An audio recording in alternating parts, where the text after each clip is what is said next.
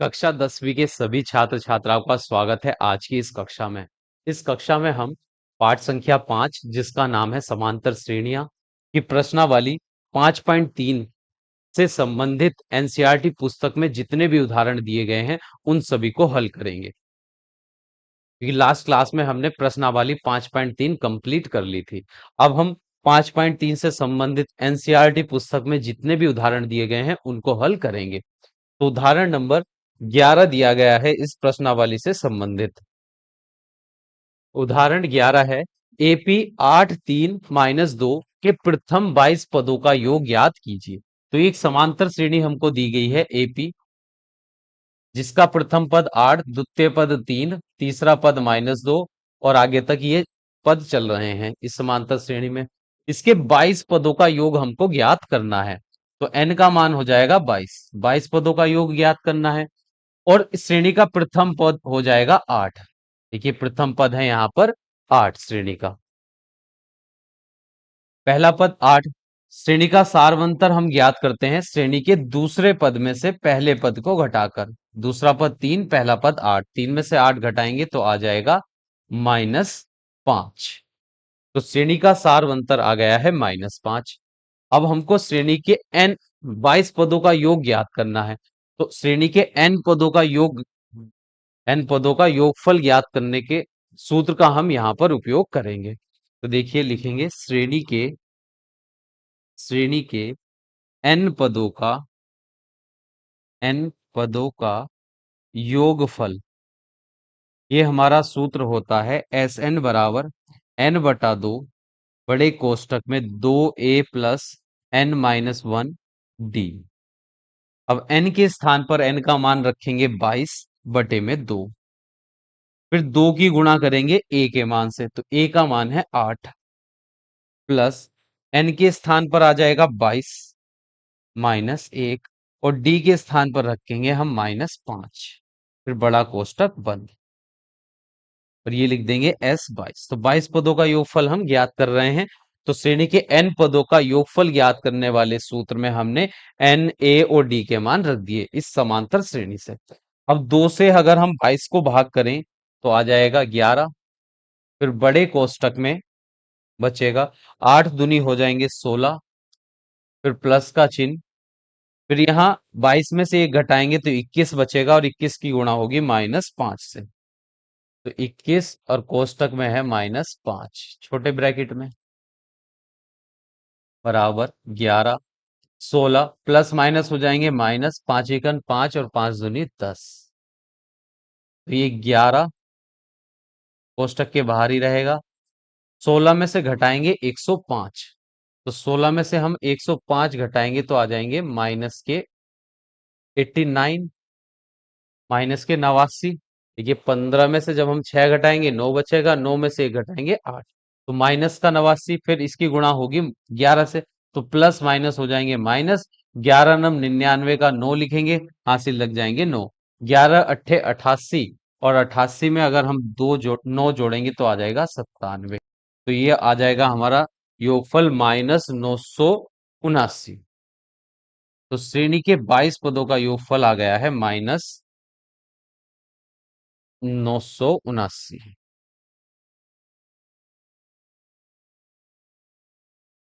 तो उदाहरण नंबर 11 में हमको एक समांतर श्रेणी दी गई थी, उसके 22 पदों का योगफल हमको ज्ञात करना था। तो हमने समांतर श्रेणी से 22 पदों का योगफल ज्ञात करना है, तो n का मान 22 हो जाएगा। श्रेणी का प्रथम पद a हो गया 8 और श्रेणी का सारवंतर दूसरे पद में से पहला पद घटाएंगे, 3 में से 8 घटाने पर -5।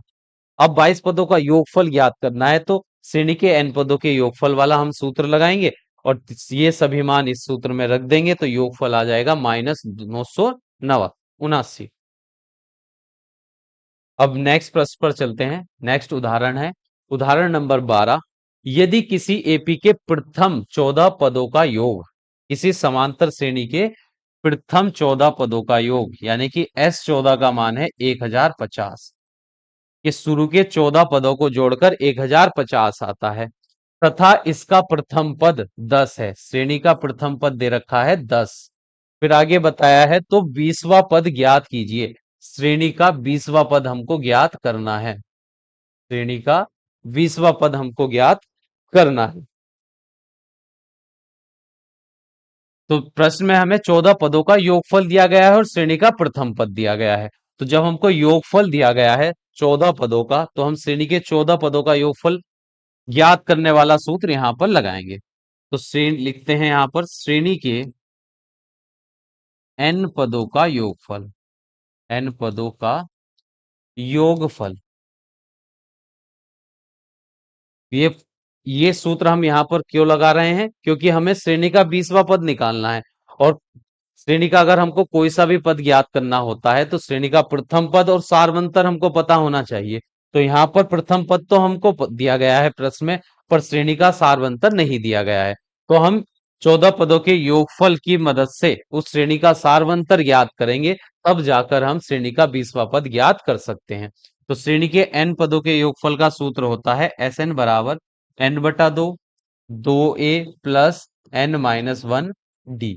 अब हमको श्रेणी के 14 पदों का योगफल दिया गया है, तो n का मान हम 14 रख देंगे। n बराबर 14 रखने पर, तो s 14 बराबर 14/2, 2a प्लस, यहां पर भी 14 माइनस 1d आ जाएगा। अब देखिए s 14 का मान प्रश्न में दिया गया है 1050, प्लस 2 से 14 को भाग करेंगे, फिर बराबर का चिन्ह, और 2 से 14 को भाग करेंगे 7 आ जाएगा।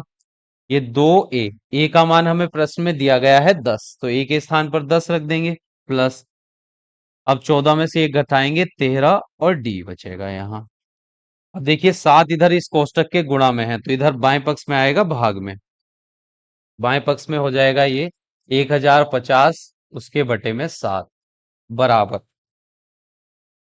10 की गुणा 2 से करेंगे तो आ जाएगा 20 प्लस 13d। अब 7 से भाग करेंगे, 7 एकम 7, 3 बचेंगे, 7 पंजे 35 और 1 जीरो बराबर 20 प्लस 13d। प्लस का 20 बाएं पक्ष में आएगा तो माइनस 20 हो जाएगा, बराबर में 13d।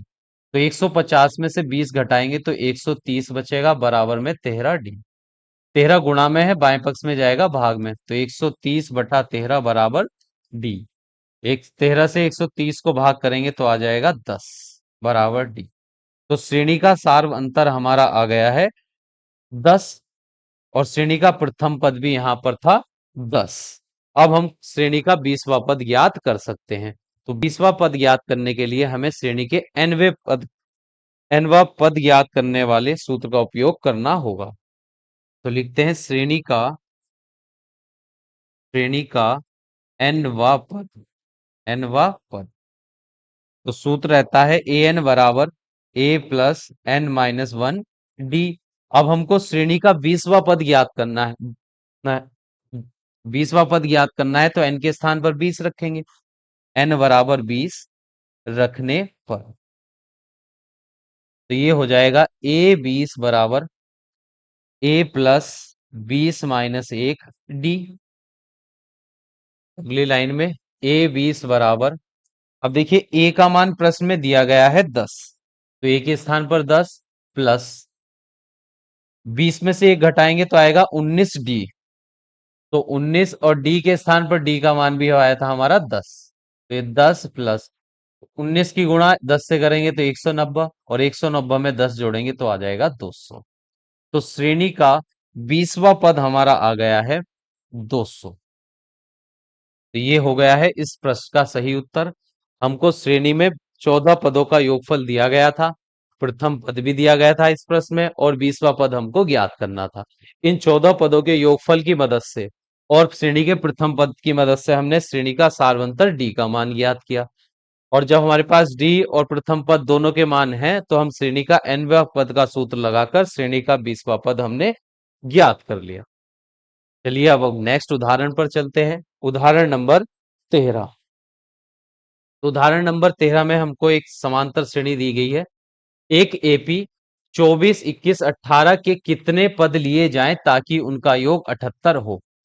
तो उदाहरण नंबर 13 में हमको एक समांतर श्रेणी दी गई है और पूछा गया है हमसे कि इस समांतर श्रेणी के कितने पदों को जोड़ा जाए जिससे उनका योग 78 हो जाए। तो इस श्रेणी का देखिए प्रथम पद है 24, श्रेणी का सारवंतर हम ज्ञात करेंगे दूसरे पद में से पहला पद घटाकर। तो 21 में से 24 घटाएंगे तो आ जाएगा -3। और श्रेणी के हमें देखना है कितने पदों को जोड़ा जाए जिससे 78 योग आ जाए। तो हम n पदों को मान लेंगे, यहां पर मान लेंगे माना श्रेणी के n पदों का योग, n पदों का योग 78 होगा। ये हम मान लेंगे कि श्रेणी के अगर हम n पदों को जोड़ लें उनका योग आ जाएगा 78, यानी कि एस एन बराबर आएगा 78। nवा पद, n पदों का योग हमने 78 मान लिया है। तो एस एन का सूत्र एस एन के नीचे लिखेंगे हम, n/2 2a plus n-1 d बराबर 78। अब दो भाग में है तो उधर जाएगा गुणा में। यहाँ पर n/2 पहले हम ऐसे ही लिखा रहने देते हैं, 2 की गुणा होगी a के मान से, तो a का मान है यहाँ पर 24। फिर प्लस n-1 d के स्थान पर d का मान रखेंगे -3, बड़ा कोष्टक बंद बराबर 78। यहाँ पर n/2 जैसा था वैसे ही लिखिए, 24 दूनी हो जाएंगे 48।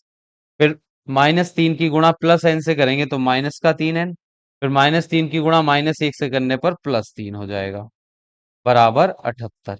ये भाग में जो है, यहाँ पर दो भाग में है इस कोष्टक के, तो उधर जाएगा गुणा में। तो इधर बचेगा n, कोष्टक में बचेगा 48 और 3 जुड़कर हो जाएंगे 51 -3n बराबर, ये भाग वाला 2 उधर 78 से गुणा कर लेगा, 78 गुणा 2। तो इधर n कोष्टक के बाहर बचेगा, कोष्टक में 51 -3n बराबर में 78 की गुणा 2 से करेंगे तो 2 अट्ठे 16 हासिल 1, 2 सत्ते 14 और 1 15, 156 आ जाएगा। फिर n की गुणा 51 से करेंगे 51n, फिर n की गुणा 3n से करेंगे तो 3n की घात 2 बराबर 156। अब ये बाएं पक्ष के सभी पद दाहिने पक्ष में ले जाएंगे, तो ये माइनस का 3n की घात 2 दाहिने पक्ष में जाएगा तो प्लस का 3n की घात 2, प्लस का 51 उधर जाकर -51 और प्लस का 156, बाएं पक्ष में बचेगा 0। अब इस समीकरण का पक्षांतर कर देंगे तो 3n की घात 2 -51n प्लस 156 बराबर 0। तो ये एक द्विघात समीकरण बन गई है हमारी चर n में। तो अब देखिए इस समीकरण को हम भाग भी कर सकते हैं, ये 3 से पूरी पूरी विभाजित हो रही है, तो यहां पर लिखेंगे 3 से दोनों पक्षों में भाग देने पर, दोनों पक्षों में भाग देने पर तो यहाँ n की घात 2 माइनस 3 3 सत्ते 21 17n आ जाएगा, प्लस 3 पंजे 15 3 दूनी 6 बराबर से। तो अब हमको बामन के ऐसे दो टुकड़े बताने हैं जिनको जोड़ने पर आ जाए 17। तो 13 चौका होते हैं बामन, 13 और 4 की गुणा करेंगे बामन आएगा, जोड़ेंगे तो 17 आ जाएगा। तो n की घात 2 17 के स्थान पर लिख देंगे 13 + 4 और कोष्टक के बाहर n प्लस बामन बराबर 0। तो n की घात 2 माइनस का 13n हो जाएगा, माइनस प्लस माइनस का 4n और प्लस का बामन बराबर में 0।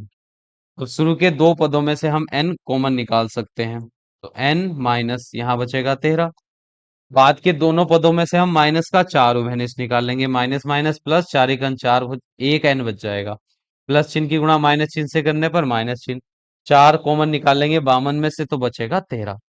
जब 4 से बामन को भाग करेंगे तो आ जाएगा 13। तो इन दोनों पदों में n-13 कोष्टक कॉमन निकाल देंगे हम, तो पहले पद में बचेगा n, दूसरे पद में से बचेगा -4 बराबर 0। अब इन दोनों कोष्टक के बराबर में हम 0 रखेंगे, तो n-13 बराबर 0, फिर n-4 बराबर 0। तो n का मान माइनस का 13 दूसरे पक्ष में जाएगा तो प्लस का 13 आ जाएगा, और n का माइनस का 4 दूसरे पक्ष में जाएगा तो प्लस का 4, तो n बराबर आ जाएगा 4। तो यहाँ पर n के दो मान आ गए हैं कि n बराबर 13, n बराबर 4। तो श्रेणी के 13 पदों का योगफल भी 78 होगा और श्रेणी के 4 पदों का योगफल भी 78 ही होगा। देखिए जब श्रेणी के 13 4 पदों को जोड़ेंगे तो यहाँ चौथा पद 3 कम ही तो आएगा, 15 आ जाएगा, चारों को जोड़ेंगे 78 हो जाएगा। और जब हम 13 पद लिखेंगे तो कुछ पद ऐसे ही माइनस होते जा रहे हैं, तो कुछ माइनस में भी आएंगे, उनको जोड़ेंगे तब भी श्रेणी का योगफल 78 ही आएगा। तो यहाँ पर हम लिखेंगे अतः अतः श्रेणी के 13 अथवा 4 पदों का योग, 4 पदों का योग 78 होगा। ये हो गया हमारे इस उदाहरण का सही उत्तर। अब नेक्स्ट प्रश्न पर चलते हैं, उदाहरण नंबर 14। तो उदाहरण नंबर 14 हमको बताया गया है, निम्नलिखित का योग ज्ञात कीजिए। प्रश्न उदाहरण नंबर 14 के पहले भाग में हमको प्रथम 100 धन पूर्णांकों का योग ज्ञात करना है। तो धन पूर्णांक कहां से शुरू होंगे? एक से, 1 2 3 4, वैसे चलते रहेंगे ये धन पूर्णांक। जिनके आगे प्लस का चिन्ह होता है, धन चिन्ह होता है, उन्हीं को धन पूर्णांक कहते हैं। तो ये धन पूर्णांक है, एक से शुरू होंगे। कहां तक? प्रथम 1000 धन पूर्णांकों का योग हमें ज्ञात करना है। कहां तक है ये? 1000 पदों तक, पदों तक। अब यह एक समांतर श्रेणी बन जाएगी, क्योंकि प्रत्येक पद के बीच में एक का अंतर रहेगा। 2 में से 1 घटाएंगे 1, 3 में से 2 घटाएंगे 1, 4 में से 3 घटाएंगे 1। तो यह एक समांतर श्रेणी है। तो ए का प्रथम पद आ गया है समांतर श्रेणी का 1। और श्रेणी का जब हम सार्वंतर ज्ञात करेंगे, सार्वंतर को डी से प्रदर्शित करते हैं, तो दूसरे पद में से पहला पद घटा देंगे, 2 में से 1 घटाएंगे तो आ जाएगा 1। तो श्रेणी का सार्वंतर का मान आ गया है 1। अब हमें श्रेणी के 1000 पदों का योग बताना है, तो n बराबर आ जाएगा 1000। ये 1000 पदों का योग ज्ञात करना है, तो n का मान 1000 हो जाएगा। अब योगफल ज्ञात करने का सूत्र लगाएंगे हम यहाँ पर। श्रेणी के n पदों का योगफल, श्रेणी के n पदों का योगफल का सूत्र रहता है Sn बराबर n/2 बड़े कोष्टक में 2a प्लस n-1 d। अब देखिए, n के स्थान पर 1000 रखेंगे, a के स्थान पर 1 रखेंगे और d के स्थान पर भी 1 ही रखा जाएगा। तो यहां आ जाएगा s 1000 बराबर 1000/2, n के स्थान पर 1000 रखना है हमको, 2 की गुणा a के मान से, a का मान 1 है, प्लस यहाँ n के स्थान पर 1000 माइनस 1, और d के स्थान पर भी हमको रखना था 1। तो 2 से अगर 1000 को भाग करेंगे 500 आ जाएगा, 2 एकन 2, प्लस 1000 में से अगर हम 1 को घटाएंगे तो बचेगा 999, और 999 गुणा 1 से करेंगे तो आ जाएगा 999 ही। तो 502 प्लस ये आ जाएगा 999, और 999 में हम जोड़ेंगे 2 को, तो ये 1001 आ जाएगा। 999 में 2 को जोड़ेंगे 1001। अब 1001 की गुणा 500 से करेंगे, तो 500 में 2 जीरो है पीछे, 2 जीरो लगा दो। अब 5 की गुणा कर दो, 5 एकन 5, फिर 0 0, 5 एकन 5। तो प्रथम 1000 धन पूर्णांकों का योग आ गया है हमारा 5,05,000। कितना आया है? 5,05,000। ये हो गया हमारे इस उदाहरण नंबर 14 के पहले भाग का सही उत्तर। अब दूसरे भाग में हमें प्रथम n धन पूर्णांकों का योग निकालना है। मतलब एक प्रथम n n धन पूर्णांकों का योग बताना है कि 1 2 3 4 ऐसे धन पूर्णांक शुरू होंगे, और कितने धन पूर्णांक लेने हैं हमको? n का मान यहाँ पर कोई संख्या नहीं दिया गया है, तो 1000 के स्थान पर पहले भाग में हमने 1000 रखा, 1000 पदों का योग निकाला था। अब n धन पूर्णांकों का निकालना है, तो यहाँ रखेंगे n केवल। अब इसके दूसरे भाग को हल करते हैं। प्रश्न संख्या उदाहरण नंबर 14 के दूसरे भाग में हमको प्रथम n धन पूर्णांकों का योग निकालना है, तो धन पूर्णांक 1 से शुरू होते हैं और कहां तक है? ये n पदों तक। इनका योग हमें ज्ञात करना है। तो श्रेणी का प्रथम पद 1 रहेगा, श्रेणी का सार्वंतर 2 में से 1 घटा देंगे तो 1 आ जाएगा, और n का मान हमारा n ही रहेगा, क्योंकि n पूर्णांकों का ही तो योग हमको ज्ञात करना है। अब लिखेंगे श्रेणी के n पदों का योग, पदों का योगफल। तो सूत्र रहता है Sn बराबर n/2, 2a प्लस n-1 और डी। अब देखिए श्रेणी के n पदों का योग ज्ञात करना है, तो n के स्थान पर तो n ही रखेंगे, तो n/2 ही आएगा। और a का मान है श्रेणी में एक, एक रख देंगे प्लस n-1, डी का मान भी है एक, n/2, दो की गुणा एक से करने पर आ जाएगा दो, प्लस एक की गुणा n से करेंगे n आएगा, n एक की गुणा -1 से करने पर -1 आ जाएगा। तो ये है n/2, कोष्टक में दो में से अगर हम एक घटाएंगे, दो में से एक घटाने पर एक बचेगा प्लस n। तो इसको हम लिख सकते हैं Sn बराबर, देखिए कोष्टक के बाहर है n/2, n/2 और कोष्टक के अंदर है n+1, n पहले लिख देंगे। तो श्रेणी के प्रथम n धन पूर्णांकों का योग आ जाएगा Sn बराबर n/2 कोष्टक में n+1। ये श्रेणी के प्रथम n धन पूर्णांकों का योगफल आ गया है। ये हो गया है उदाहरण नंबर 14 के दूसरे भाग का सही उत्तर। अब हम नेक्स्ट उदाहरण पर चलते हैं, उदाहरण नंबर 15। देखिए उदाहरण नंबर 15 में बताया गया है संख्याओं की उस सूची के प्रथम 14 पदों का योग ज्ञात कीजिए। कि एक संख्याओं की उस सूची के प्रथम 24 पदों का योग हमको ज्ञात करना है, जिसका nवां पद ये हमको दिया गया है। श्रेणी का nवां पद हमको दिया गया है, an बराबर है 3+2n। और इस श्रेणी के हमको 24 पदों का योग ज्ञात करना है। क्या ज्ञात करना है? S24 हमको ज्ञात करना है। श्रेणी के 24 पदों का योग हमको ज्ञात करना है। तो पहले हमें समांतर श्रेणी का प्रथम पद पता होना चाहिए और श्रेणी का सार्वंतर पता होना चाहिए, तभी हम उसके 24 पदों का योगफल ज्ञात कर सकते हैं।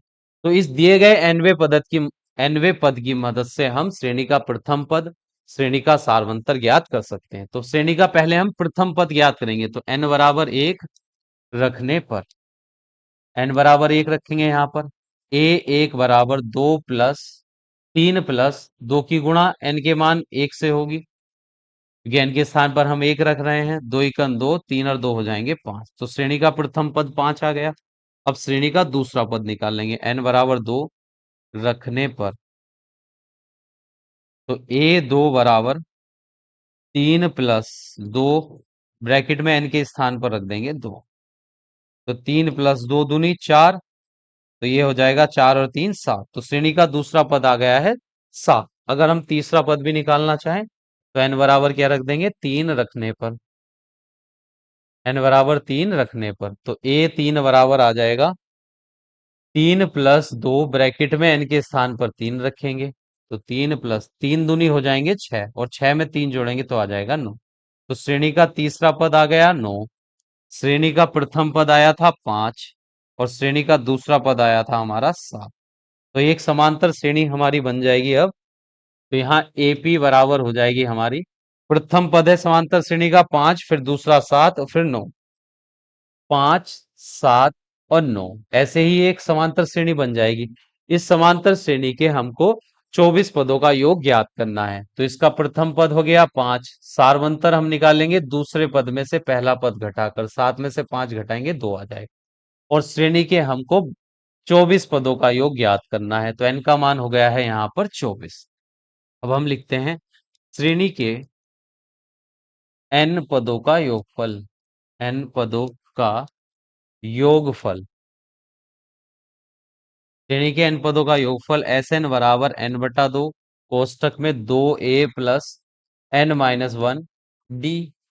24 पदों का योग याद करना है, तो n के स्थान पर 24 रखेंगे, 24/2, 2 की गुणा a के मान से 5 है, प्लस n के स्थान पर 24 माइनस 1, और d के स्थान पर d का मान रखेंगे 2।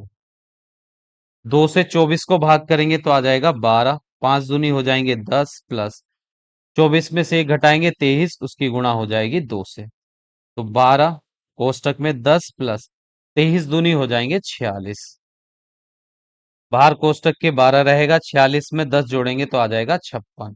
अब 56 की गुणा अगर हम 12 से करते हैं, तो 12 छंग हो जाएंगे 72 का 2 हासिल लगे 7, 12 पंजे 60 और 7 हासिल थे तो हो गए 67। तो 24 पदों का योगफल आ गया है हमारा S24 का मान 672। अगर इस समांतर श्रेणी के अगर हम 24 पदों को जोड़ेंगे तो उनका योगफल आएगा 672। तो यहाँ पर उदाहरण नंबर 15 हमारा कंप्लीट हो चुका है। अब नेक्स्ट उदाहरण पर चलते हैं, उदाहरण नंबर 16।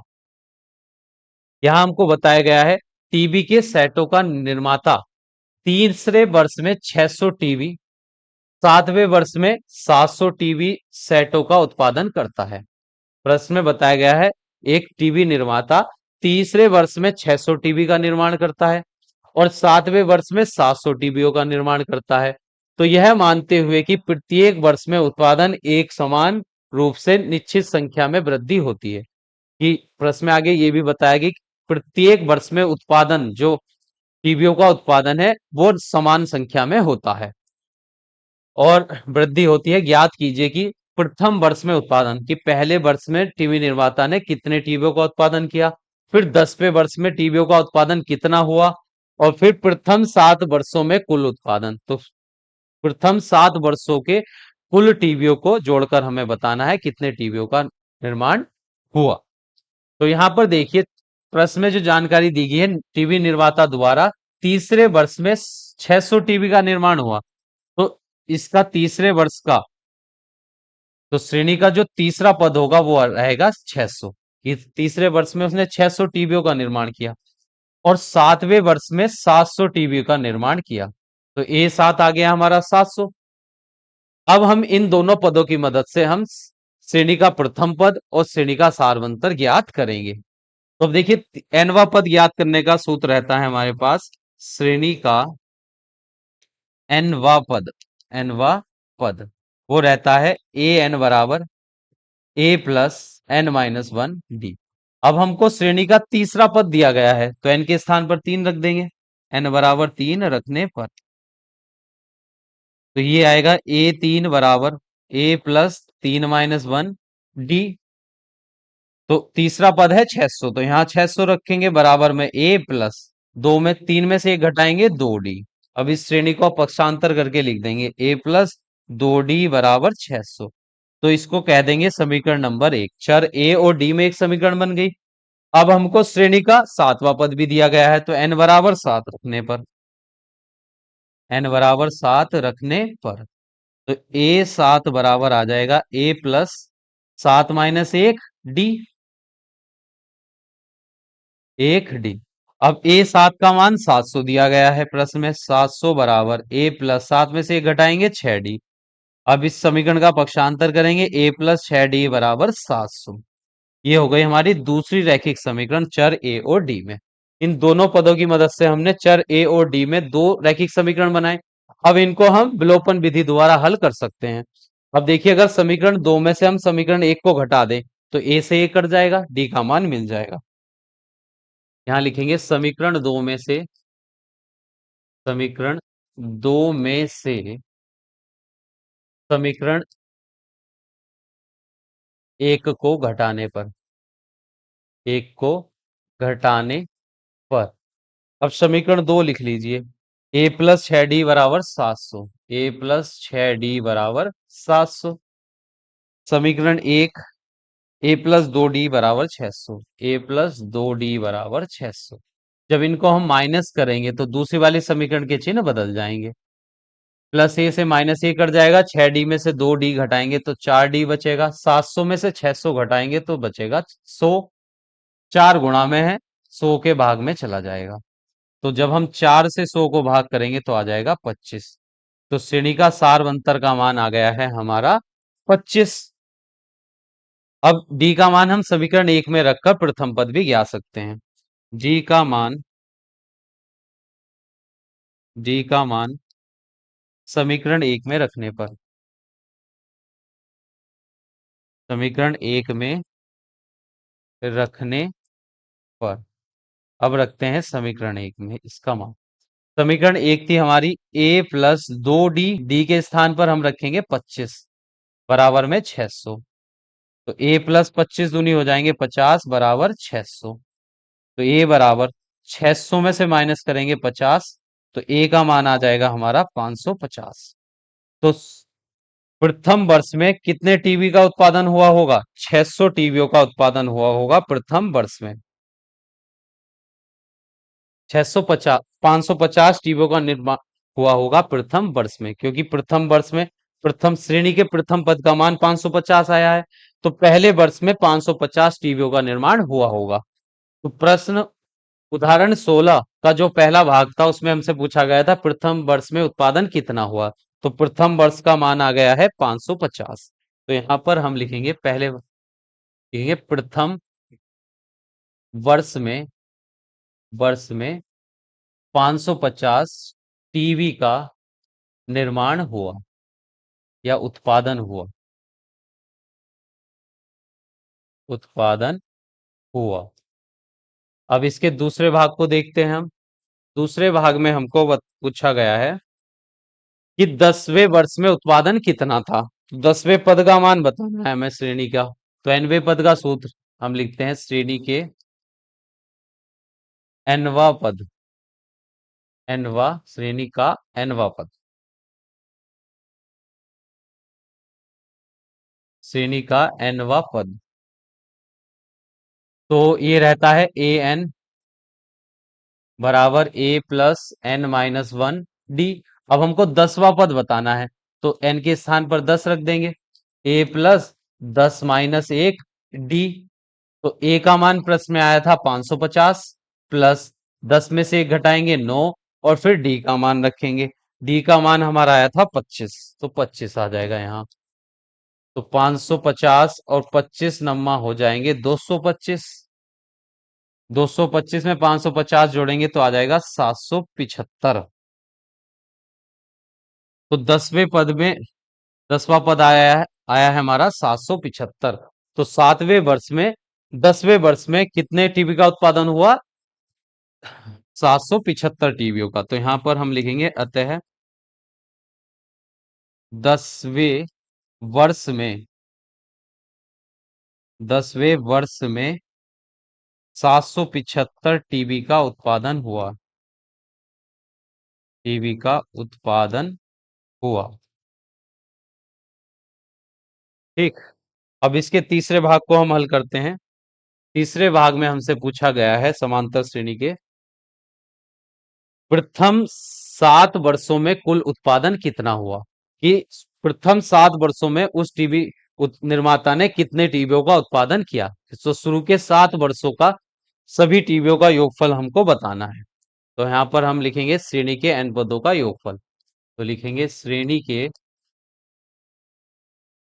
के n पदों का योगफल का सूत्र रहता है हमारा Sn बराबर n/2, 2a plus n-1 D.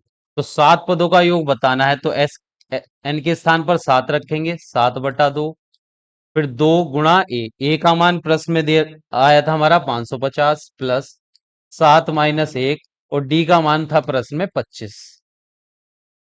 अब ये 7/2 जैसा था वैसे ही लिखेंगे। 550 की गुणा अगर हम 2 से करेंगे तो आ जाएगा 1100, प्लस 7 में से 1 घटाएंगे 6, फिर 6 की गुणा होगी 25 से। 7/2 कोष्टक में 1100 प्लस 25 पंजे 125, 25 छंग 150 हो जाएंगे।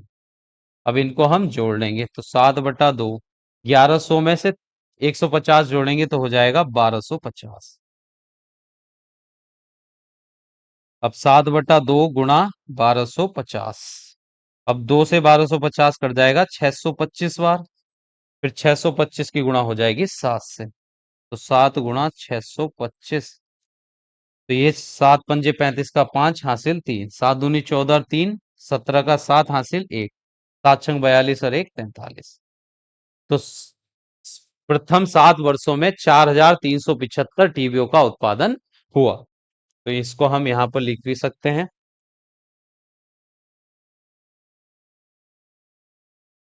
अतः प्रथम 7 वर्षों में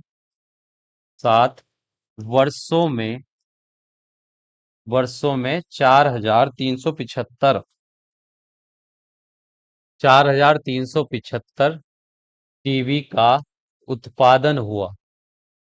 उत्पादन हुआ। यहां पर उदाहरण नंबर 16 हो जाता है हमारा कंप्लीट।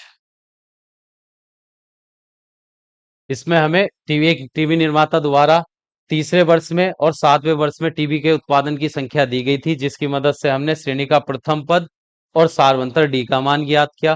फिर पहले वर्ष में टीवी उत्पादन की संख्या बतानी थी तो 550 आ गई थी।